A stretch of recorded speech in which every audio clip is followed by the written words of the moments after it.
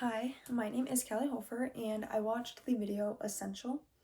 So right away, the video started talking about food banks.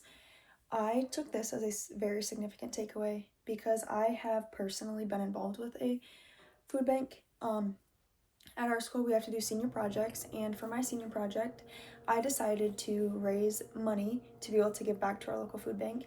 I raised over $3,000, and with that, I purchased some items, but then I also made a cash donation to our food bank.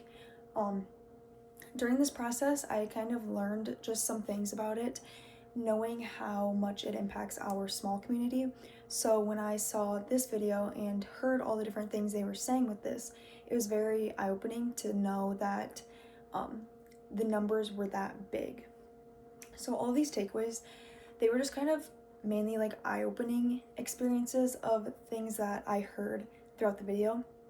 So during COVID-19, longer lines started at food banks and they served over 6 billion meals to people.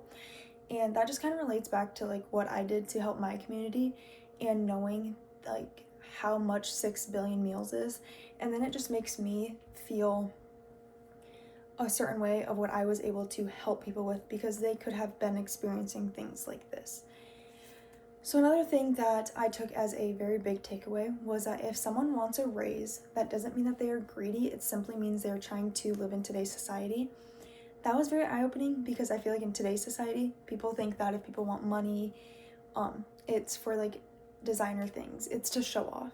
But there are those people that simply just need the small raise that could make or break their family in a way.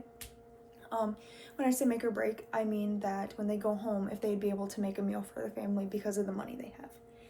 And this kind of goes along with that, but the video said that 7 million adults live below the poverty line.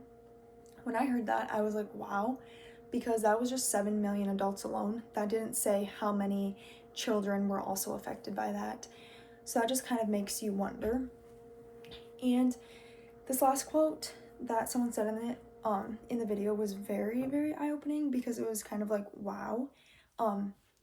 There was a female in the video that said that it costs her more money to drive to work and home than what she is making at work.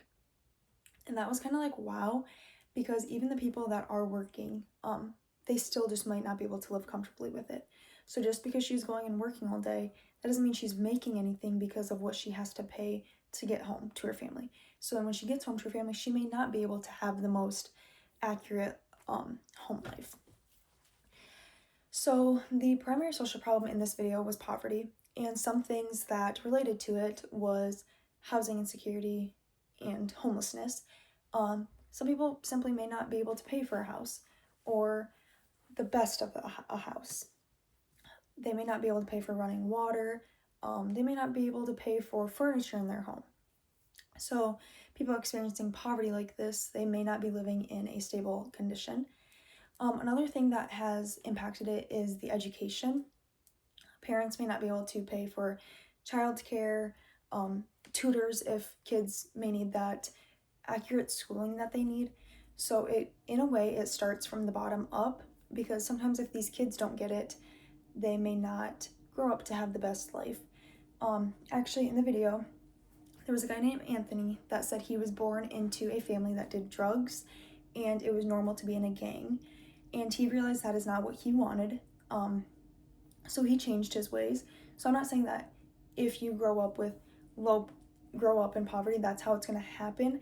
But there is a chance when the children see this and this is all they know that it could happen.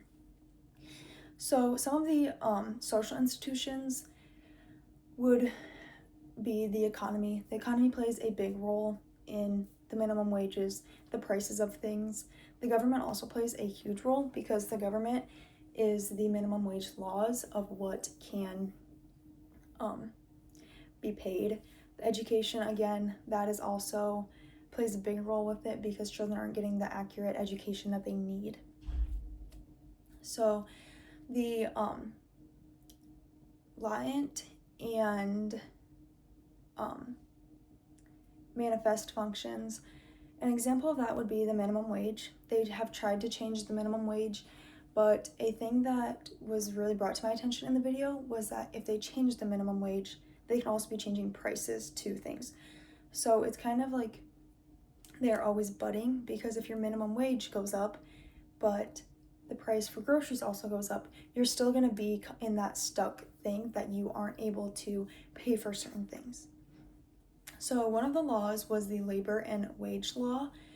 So this one also goes back to the minimum wage. They want the minimum wage to be at a point where people can live comfortably, where they can go home to the care that they need and just have basic living situations. But that has been hard because of what the minimum wage is. One of the programs is the the SNAP program. So it can be help with meals, food stamps. That is just honestly something that has helped people in situations like this.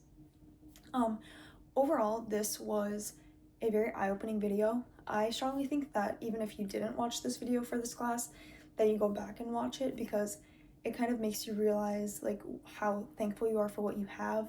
It definitely made me realize what I have and what I should be thankful for. When I have never had to experience things like this, it's just kind of eye-opening how many people in the world do experience this. So I highly recommend going back and watching the video, because it is kind of interesting to hear all these different things. And my question is that if our society truly needs essential workers, should businesses or government have a bigger responsibility for fair pay?